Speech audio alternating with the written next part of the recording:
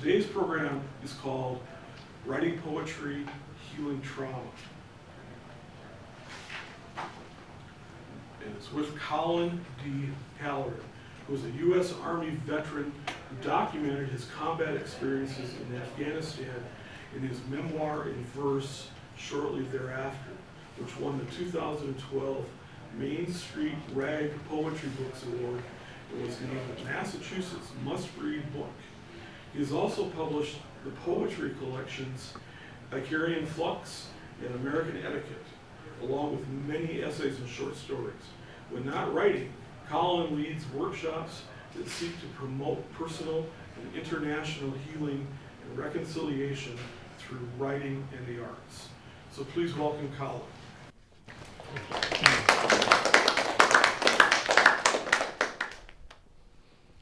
Good morning. Thank you for being here. Nothing says Saturday morning like trauma. So, was anyone in my talk last year? No. Okay. I changed this all up for nothing. Gonna do it. Well, I didn't want, in case there were any repeat customers, I wanted to, do something a little bit different. So we're going to talk about embodied trauma first, and kind of the science behind it. I'm a poet, not a neuroscientist, but I get to work with a lot of neuroscientists and literal brain surgeons through the work that I do. So I've picked up a thing or two. But we tend to think of trauma as being psychological, right? Not physiological. I don't know how many times I've been called crazy, but I may be. But also, it's not just in my head. I mean, it's in my head because it's in my brain, but the brain is part of the body. We tend to forget that in society when we look at psychological trauma. So epidemiological research has shown that 80% of individuals experience at least one traumatic event during their life. And up to a quarter of that 80% will ultimately develop PTSD. My background is in combat. My background is military. I always say we veterans don't have the market cornered on trauma at all. So we are not the only ones who can write about trauma. We are not the only ones who experience trauma. It's 80% of individuals globally will experience trauma. So what happens when we experience trauma? What does the brain actually do? Well, first, there are acute and chronic neurochemical systems in specific brain regions that are impacted by a traumatic experience. It results in long-term changes in brain circuits that are involved in the stress response. It increases cortisol and norepinephrine response to subsequent stress. So your body relearns how to react to a traumatic situation or even a stressful, potentially traumatic situation. Your brain is rewired to approach those differently. There's an increased amygdala function. The amygdala is where the limbic system lives. That's the fight, flight, or freeze. That's sometimes referred to as the reptilian brain. And so there are actually these neurochemical changes that happen. And in the medial prefrontal cortex, the amygdala and the hippocampus, which mediate alterations in memory, those are changed. So there's decreased memory consolidation. Now, one of the reasons that writing about trauma can be so effective as a therapeutic tool professionally, but also just as a processing tool individually, is because the memory systems that are impacted by these traumatic events, these memory systems listed here where the neurochemical changes take place, those are the language centers of memory. So the images are still there, but the ordering systems for those images of memory aren't. So that's why we might remember things out of order. That's why applying language to the traumatic experience can help us retake control of it and actually, as we'll see, rewire the brain again to quote unquote fix it.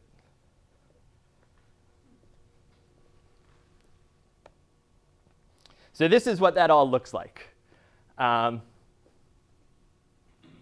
You can see there's changes, there's inputs, there's outputs. That's just a very sciencey thing that I include because it's very sciencey. And I am a poet. So this one's actually a little bit easier to understand. All right, this one is looks at increased amygdala activation with fear acquisition using a classical conditioning paradigm relative to non-PTSD women. What on earth does that mean? Well, it means that they took people who have experienced trauma and people who haven't experienced trauma, and they put them in a brain scan live, so they could watch what's happening in people's brains as they're going through these experiences. And what they found, and what you can see in yellow, is the increased blood flow that goes to the orbitofrontal cortex, the temporal gyrus, and the amygdala. The yellow areas represent areas relatively greater increase in blood, paired versus unpaired in women who have experienced PTSD. So they do these experiments where they follow these people who have experienced trauma, and they can actually see their brain activity through these live scans and see how much more blood flow and attention and neuroelectricity is going to these areas. So again, it's not that you're crazy. This is your actual physiological brain undergoes differences. Here's another example. This was a study that looked at Romanian refugee orphans and British non-refugee orphans, and the Romanian orphans who had experienced deprivation and trauma in early childhood, very early childhood, I mean 3 to 4 months, had much higher activity and blood flow and activation of surface area in those same trauma regions of the brain. So this is the stuff that I've got an 18-month-old, and this is the stuff that freaks me out. Like, I might have already messed her up just in the first 3 to 4 months. But it's actually kind of an amazing thing to be aware of as a parent, just how much is wired so young. And again, it's not that, oh, you're sad because you had a bad childhood, or your parents really messed you up. It's that your brain is actually different because of those things. So again, that same study that we just saw found that the longer the deprivation, the smaller the brain, and the higher the likelihood of ADHD, low IQ, and depression. So the deprived Romanian orphans who experienced those really difficult first few months, their brains actually didn't grow to be as large as an average person's brain. Brain growth was stunted, and with stunted brain growth comes stunting of all those neurochemicals that we need in order to function and be happy and move around and interact and build relationships and attachments in society. Specifically, they found disproportionately smaller right inferior frontal gyrus, which is a key area for executive control functions. Again, those kind of higher level order thinkings that we're going to see we can apply to our trauma in order to help reactivate that part of the brain. And it's also a key area to audio and visual processing, as well as, like I said, to memory. So this appears to be, they think, a protective effect in a traumatized brain. By shutting down the memory systems and shutting down some of the executive control functions that are going to allow that memory to be stored, the brain is actually protecting itself from reliving that experience and from banking that experience. And this is all just done, right? And this is stuff that on some level I think we've known, right? If you were with me in my workshop yesterday, we started the workshop by looking at Homeric epics, right? And these things that happen where you have, Odysseus who's at war for 10 years, and then it takes him another 10 years to get home. And he comes home finally after 20 years being away, and there's a bunch of dudes hitting on his wife, and he flips out and he kills them all. And duh, that's PTSD. We know that now. Homer didn't have a word for it. Homer didn't have, he talks about in the Iliad, he talks about, the youngest of the soldiers, the youngest of the Greeks, killing one of the mightiest of the Trojans, and how, hot, hot, fiery courage coursed through me. And you're like, that's cortisol being released. That's adrenaline being released. and mighty Athena whispered in my ear, there's the norepinephrine. It's all there, and we've known about this, but the science is finally catching up with the art, where we're able to put people in these tubes. Has anyone been in brain scan tubes? Are terrible. But we're able to put these people in these tubes and see what their brains are doing and how they're doing it differently. It's absolutely amazing. So the science is finally catching up with the art, which gives us these great opportunities to look into these things and to better understand the nervous system. So when we're healthy, we feel relaxed, we feel open, we feel present, we feel emotionally stable, we feel all those things that I'm not currently feeling right now because there's a lot of people here and my anxiety is going through the roof. A healthy brain would feel all those things. I do not have the healthy brain. I have the traumatic stress brain. And so part of that means the nervous system, if you think of the brain as a switch, the nervous system basically gets stuck on either on or off, which is why you see people have different trauma responses. Not everyone is going to process their trauma in the same way. So when it's stuck on, it results in things like hypervigilance, anxiety, emotional flooding, hostility, rage, sleeplessness, inability to relax, digestive problems. That's when the brain is stuck on in the on position, and that's what we call the hypervigilant state. If it's stuck on off, that means it's not, rather than flooding the nervous system with those chemicals, it's not doing that, it's not giving the brain any of those certain neurochemicals. And so that's where you get depression, a flat affect, lethargy, chronic fatigue, again, poor digestion. Digestion makes it into both categories, lucky me. Dissociation and exhaustion, which is currently being experienced because they were late delivering the coffee today. But hopefully it's there when we get out.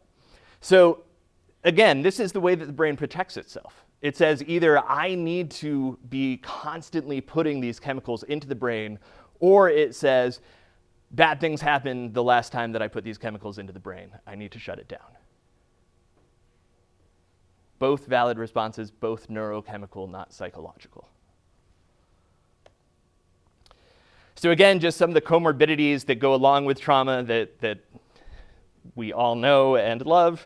Depression, substance abuse and addiction, dissociation, that's one that I'll talk about a little bit later. It can lead to personality disorders, health problems like high blood pressure, heart problems, immune response issues. It can increase the likelihood of cancer and early death. Difficulties with emotional regulation and difficulties, like I said before, with attachment and relationships moving forward. So if you remember the first slide, it said, right, 80% of individuals will experience a traumatic event. Of that, only about 25% will actually develop PTSD. It doesn't mean if you don't have PTSD, you haven't experienced trauma.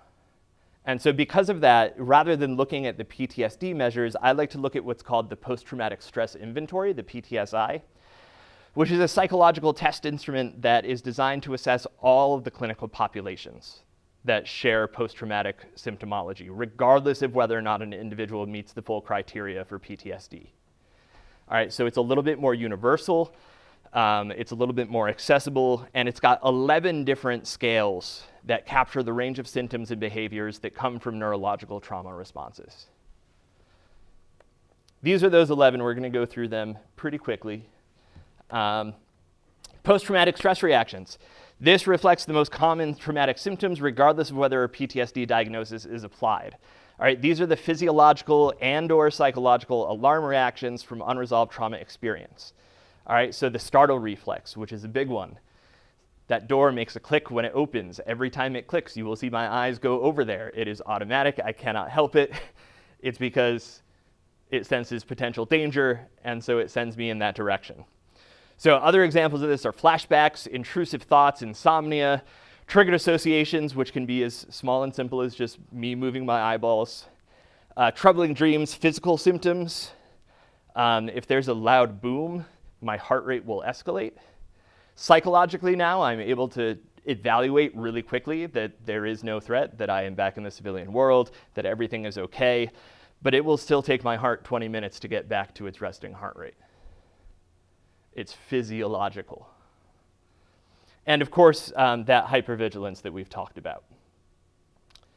The next measure is traumatic repetition.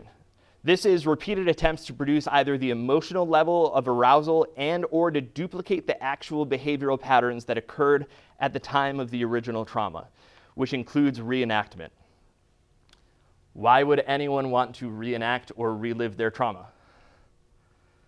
Well, again, part of it is neurological. Your brain is seeking out those neurochemical patterns and those neurochemical releases.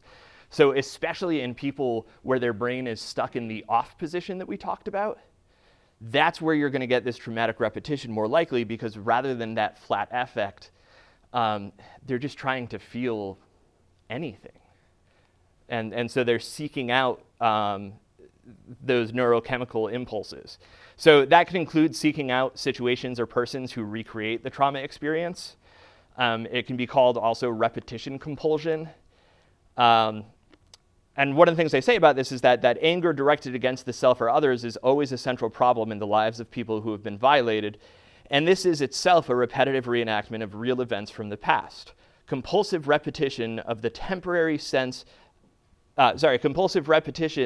trauma usually is an unconscious process that, although it may provide a temporary sense of mastery or even pleasure, again, there's neurochemicals releasing, ultimately it perpetuates a chronic feelings of helplessness and a subjective sense of being bad and out of control, gaining control over someone else's current life rather than repeating trauma in action, mood, or somatic states. It's the goal of healing. All right, somatic states, meaning states of the body, things that we feel in our person. Similar to that is traumatic bonding, which is a very specific type of that repetitive behavior. This is people who seek dysfunctional relationships that occur in the presence of danger, shame, or exploitation. All right, again, it's about seeking out those neurochemical releases. It's about seeking out a situation in which control can be exerted, because oftentimes in the initial traumatic experience, control is completely lacking. And that's one of the things that makes it traumatic.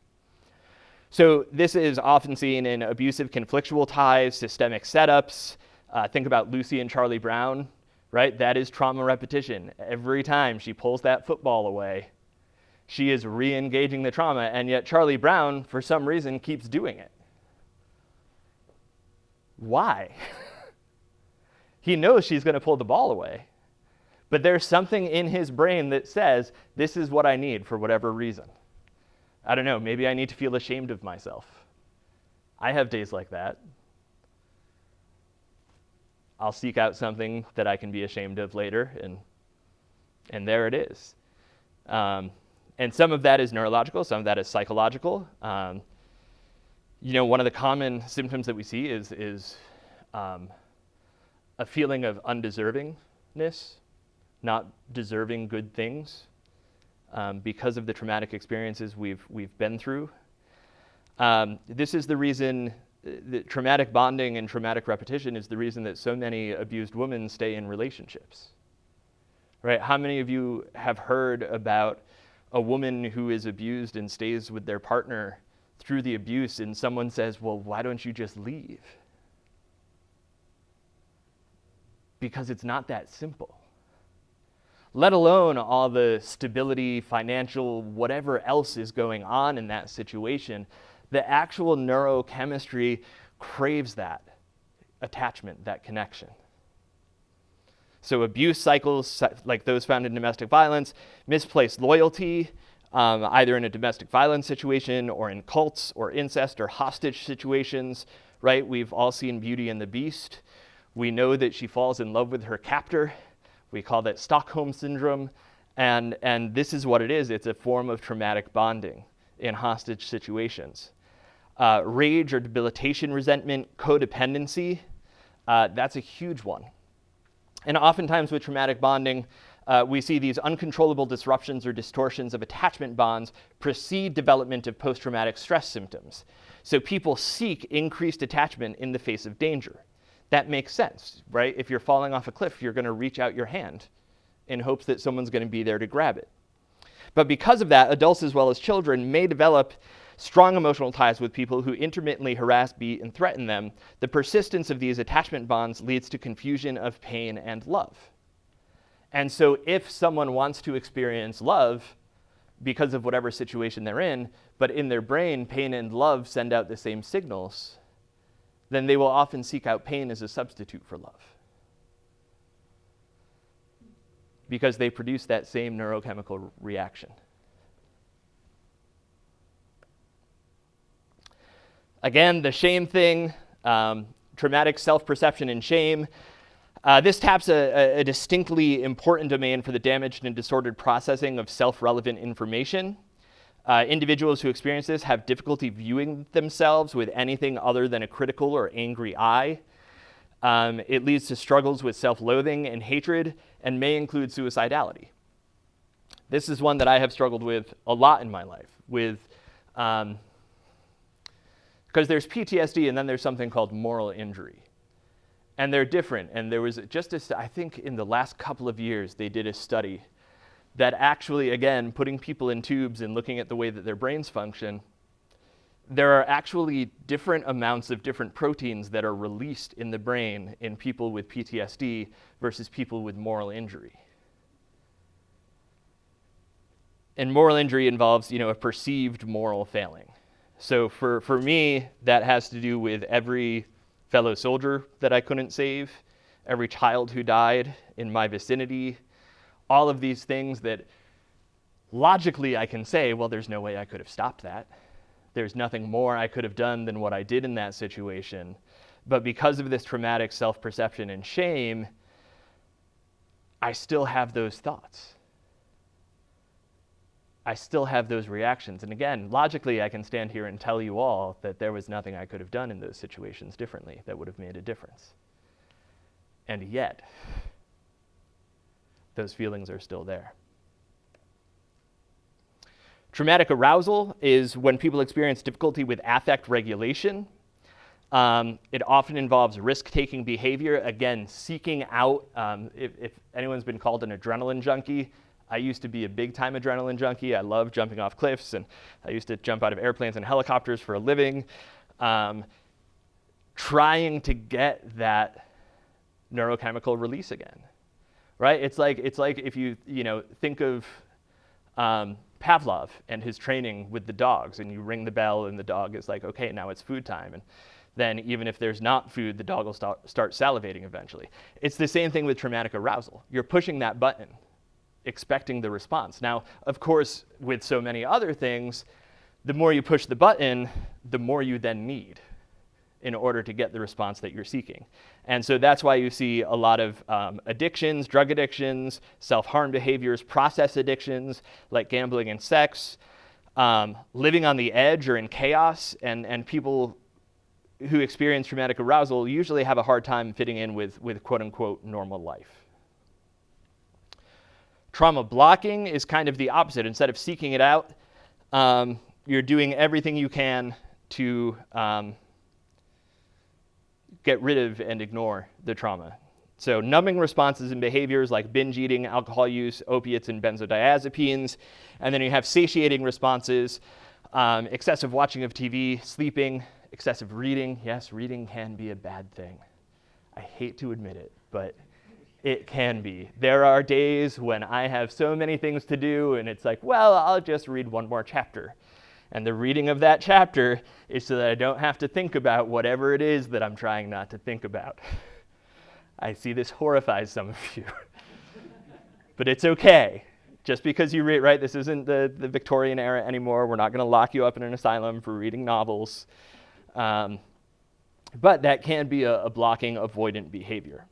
Speaking of avoidance, TDA, traumatic dissociative avoidance. This category assesses a host of avoidant and dissociative-like phenomena. It taps those that have difficulty staying present and focused and who react with patterns of avoidance. Those patterns can include compartmentalizing, workaholism, procrastination, daydreaming, oversleeping, forgetfulness. It's interesting because, right, workaholism and procrastination are both in there, and a lot of times you'll see these opposites show up. And again, that has to do with either being on or being stuck in the off position. So anything to avoid re-experiencing or thinking about the traumatic event. Traumatic self-deprivation, similar to the concepts of abstinence or anorexia and deprivation.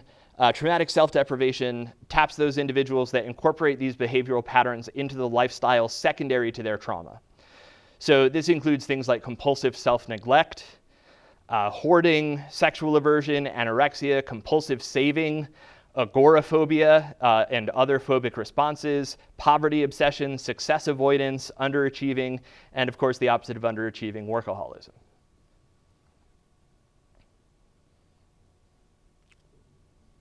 Was anyone in here a gifted kid? Yeah, same. It was a trauma response. All that high achieving that I did in school was a trauma response. Traumatic organization, this is a category that taps into what's often referred to as compartmentalization, usually secondary to a dissociative fragmentation of experience-induced trauma. This involves things like having different parts of the self, having a secret or double life, and splitting off parts of the self to avoid feelings. A lot of this is how we organize things in our brain. This is one that we see a lot in military veterans because in a combat situation, you have to compartmentalize. Compartmentalization is a survival tactic because I can't worry about what's going on over in that sector of fire. I need to focus on my sector of fire. My best friend, I don't know where he is. I can't worry about that because it will keep me from doing my job effectively. And so I need to shut that in a different part of my brain. That's compartmentalization. So many of these traumatic responses are things that in the moments of trauma are actually vital to survival. They're what keep us alive. The problem is when it rewires the brain. And so it keeps trying to have these responses, even though you're not in the traumatic situation or event anymore. Just a couple more of these. Traumatic dorsodepression taps into dimension of mood disorders. So depression, reduced energy, low attention span, forgetfulness, memory problems, difficulty staying focused, all those other things that I struggle with on a daily basis. All right there. Traumatic orbital-hyperactivity, so the individual will present as hyper, supercharged with energy, uninhibited, and impulsive. I get that one a lot too. It can include a history of impaired relationships. It may include bipolar disorder, anger, or irritability. It may be careless. The person demonstrates poor judgment. That is a normal traumatic. See, you all heard the click that time, didn't you? Because I mentioned it. Now you're aware.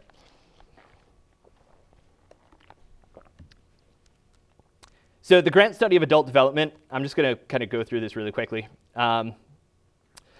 This was a study of 200 men from their sophomore years at Harvard between 1939 and 44 until the 1990s. So they planned this study and then, oh, look, World War I happens to break out. World War II. What convenient timing. So this study that was already planned for completely different reasons actually became this great way of understanding the combat trauma experience. Most participants served in World War II and were asked to recount their experiences when they returned in 45 or 46, and again in 89 and 90. What they found was the majority gave very different accounts between the two narratives. With time, the accounts were sanitized and the worst of the horror scene. So for most people, they found that the more gruesome and gory bits got left out in the second telling. But those who had been traumatized and developed PTSD did not modify their accounts. We secrete adrenaline as a response to threats, so the greater the threat, the more adrenaline. Typically, the more adrenaline, the sharper the memory is ingrained. Now again, this is visual memory, not verbal memory. So all of those images of all of the more horrific things that they had seen were deeper ingrained in their brain because of that adrenal release.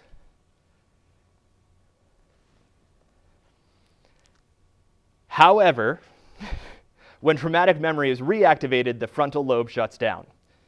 And again, the frontal lobe, that's all of our executive higher order functioning. So it compromises speech, a sense of location and time, processing of incoming information. Again, that idea that we have all the memories, but they may not be in the right order. That's because of the shutting down of the frontal lobe. When the frontal lobe shuts down, that reptilian brain takes over, causes changes in emotional arousal, which causes changes in physiology, which causes changes in muscular action, right? The tapping of the foot, the shaking of the hand, these are all telltale signs that the limbic system is taking over. And this high arousal ultimately results in the disconnection to brain areas responsible for processing, integration, and storage of incoming information.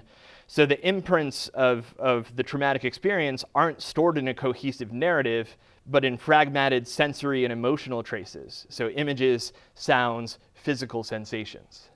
That's how the traumatic memory is imprinted, not in a straightforward narrative way. But there's hope, because of this awesome thing called neuroplasticity, which is the ability of the brain to change. So one of the common sayings in this field of work is that neurons that fire together wire together, which means neural pathways in the brain are created and determine our response to stimuli, and these pathways are adaptable through repetition and practice. It's neuroplasticity that causes us to develop these traumatic responses in the first place. And neuroplasticity is also the answer to getting out of it. We're able to retrain our brains and forge new neural pathways that will override the existing trauma-based pathways, thus creating new structural and functional changes. So we go from the emotional brain, which is the limbic system, which has simpler cellular organization and biochemistry than the rational brain or the neocortex. Again, this is actual physical brain structures and actual neurochemistry that is responsible for these things. The emotional brain relies on shortcuts. All right, part of survival is jumping to conclusions based on past experience and rough similarities. So seeing a stick in the road and jumping back and thinking it's a snake. I do not do well with snakes. I have done this many, many times. And sometimes it's and I don't live in a place where there's poisonous snakes, so there's not even any reason for me to be afraid of snakes. And yet it's there in my reptilian brain. The muscular and physiological responses are automatic. I can't help that I'm afraid of snakes. I can't help that I stop really quickly if I see a stick that might be a snake, because these systems move faster than those in our rational brain, because it's about survival. The rational brain, on the other hand, is responsible for language, abstract thought, reflection, imagination, information integration, decision-making, much, much more, and those are what are considered the higher order brain functions. Because brain functions are hierarchical in nature and in physical structure, like we said, the activation of the neocortex is eventually able to ultimately override the limbic system. So by engaging the rational brain, you're able to shut down the reptilian brain, or the emotional brain. So through the application of higher order cognitive mechanisms, trauma-altered brains can be rewired, creating new neural pathways that will eliminate the need for the reptilian brain response. What are those higher order cognitive mechanisms? Poetry. We got there. Art, music, creative writing, dance and movement, yoga, even something as simple as deep breathing and mindfulness exercises, all of these can be used to create new neural pathways and to retrain your amygdala and hippocampus, to override them. They can help your nervous system, central nervous system learn to respond and not to overreact or underreact. So by writing, is anyone going to the painting class this afternoon? Sarah Wooster, she was talking about this on Lori Walsh's program yesterday, and I think that her class this afternoon is like, we paint so we can live, or something like that, or art helps us survive.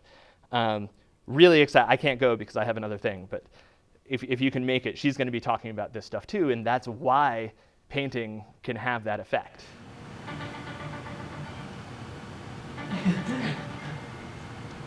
I feel like I'm DJing up here now. It's great. Brings back memories. So, when it comes to trauma, how do we do it? How do we write it? These are some quotes from some of the sources that I like.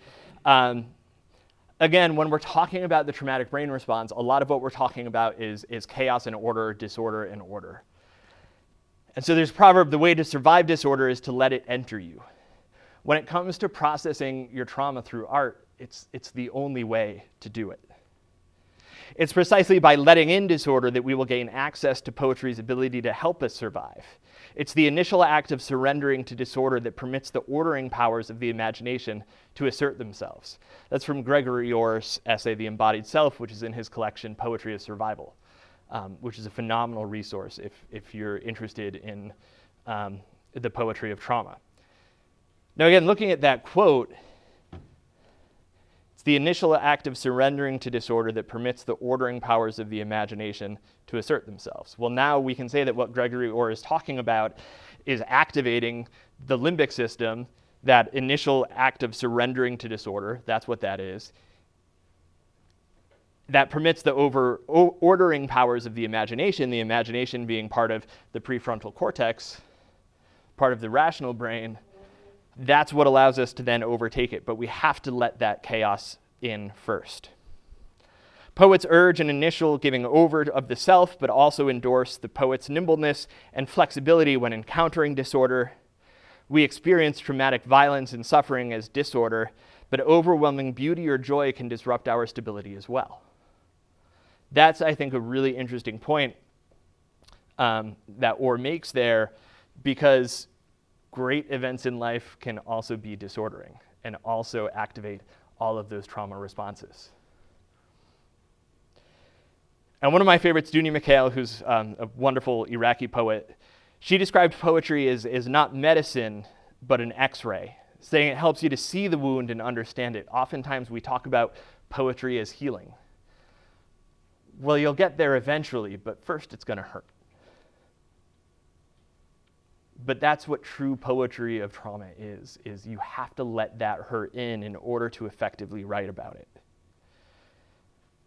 So the bottom line is to contemplate, to think about it, to feel, to allow that trauma to come back into you, but in a safe way, knowing that you have tools available, and then concentrating on those tools to reactivate the rational brain, to overtake the reptilian or emotional brain. And as Orr says, the literary result is a poem of survival. The psychological result is a more flexible and comprehensive self. And now we know that the neurobiological, the physiological response is also one that's more flexible and comprehensive. So I'm going to end it there if there are any questions. Yes? Do you see it, I missed the whole first part, so I might be repeating questions, but do you see it as, I like what you say about the psychological result as a more flexible and comprehensive self. Would you say that it's also a healed self or a beginning to healing? I think a beginning to healing. I always emphasize I'm a poet. I'm not a psychologist or psychiatrist. I have lots of experience with them. But just writing is not a substitute for medication or therapy or any other professional treatment. But it's definitely a start. I know for me, writing about my experience is what allowed me to then be able to go and seek professional help. But I think that for me at least, I had to do the writing first, as a way of acknowledging the trauma, as a way of starting to process it on my own, gain an understanding of it, so that when I did go seek professional assistance, I was at least able to have a better understanding of what I was going to talk about. So then it's kind of circular. The poetry helps you let the trauma back in, and then letting the trauma back in feeds the poetry. Exactly. Yeah. And then by applying those higher order brain functions to the traumatic response of letting the trauma back in, you're actually rewiring your brain and making it healthier. Yeah. Can you describe, if you have a traumatic event that you want to attempt to write it, do you try to match up to a appropriate form of poetry to make it feel like it's coming alive? That is you stick such to a great one question. Form. you stick with one form? So that's a really, really great question. I tend to write in free verse, and the majority of my stuff is free verse, but there is one poem in my first book in particular that's a sestina. Those of you who study or write poetry know sestinas are brutal. It's one of the most restrictive forms of poetry that there is. It's 39 lines. Each stanza, there's 6 stanzas of 6 lines each. You have the last word of each line repeats in a particular order through all 6 stanzas. I am not a formalist. I do not like formal poetry as a rule. And yet, the experience that I was writing about, which was, I was medically evacuated out of Afghanistan, and the med barracks were full, and so the Army put me up in a hotel, which is just a terrible idea for someone who's just gotten back from war and is separated from their unit. And it was just this really dark time and dark place, and I tried writing about it, and what I found was that I was writing at the trauma and not through the trauma. Of the first draft of the poem, which was free verse, the last line and a half is the only thing that made it into the final version of the poem, because I was going at the subject instead of through the subject.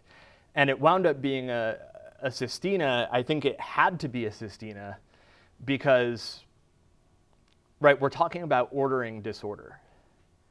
And having that really firm structure, that really unbreakable, unbendable structure of the sestina, allowed me to channel the disorder and the chaos of the trauma into kind of a pre-shaped mold, almost. And that helped me to be able to better process it, because I needed the order in order to overcome the disorder. Excellent. Thank you. Thank you. We should probably wrap it up. All right, I'm told we should probably wrap it up. Thank you all for, you all heard that. Thank you all so much for being here. I'm around if you have further questions that we couldn't get to. Just really, I appreciate you all. Thank you. Thank you, Colin.